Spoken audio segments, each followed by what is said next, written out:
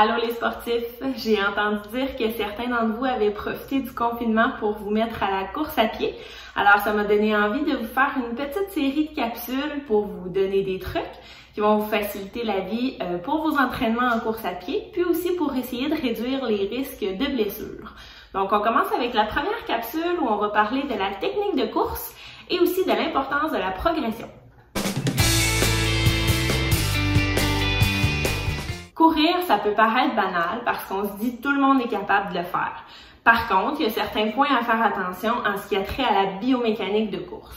Donc, premier point, l'atterrissage du pied au sol. C'est important d'atterrir le plus possible avec l'avant-pied ou le pied à plat, mais le moins possible avec le talon. Deuxièmement, on doit faire le moins de bruit possible. Troisièmement, les plus petits pas possibles. Et pour finir, on doit faire attention à la cadence de course. La cadence, c'est quoi? C'est le nombre de pas qu'on fait en 1 minute.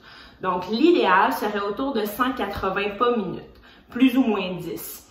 Donc, comment on fait pour calculer notre cadence de course? On va choisir un pied, puis on va calculer le nombre de pas qu'on fait avec ce pied-là en 1 minute. Et pour finir, on multiplie par 2, puis ça nous donne notre cadence de course.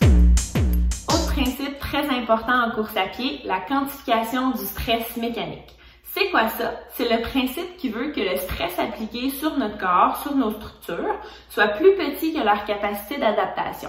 Concept très important aussi à faire attention, c'est bien sûr le surentraînement. Donc, on s'assure d'une bonne récupération après chaque activité.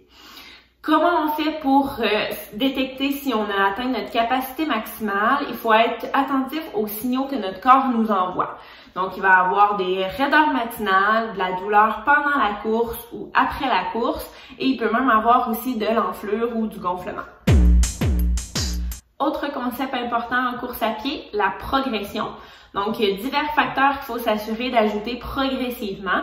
Premièrement, le volume et l'intensité de la course. Donc, on progresse un petit peu chaque semaine. On peut même fragmenter avec des périodes de marche.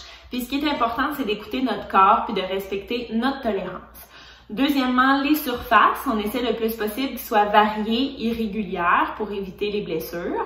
Troisièmement, le dénivelé. Si on veut ajouter des côtes à notre entraînement, il faut s'assurer de le faire aussi progressivement en augmentant petit à petit le nombre et la distance des côtes. Et finalement, les chaussures. Donc, s'il y a lieu, on intègre progressivement les nouvelles chaussures également. Ce qu'il faut se souvenir, éviter d'en faire trop vite. Pour terminer, j'aimerais vous référer au site internet de la Clinique du coureur. On va vous envoyer le lien. C'est là-dessus que je prends la majorité des informations que je vous transmets. Ils ont aussi une belle banque de programmes de course auxquels vous pouvez vous référer. Donc, vous pouvez aller voir, là, il y en a pour tous les niveaux. Trouvez celui qui vous convient, puis amusez-vous!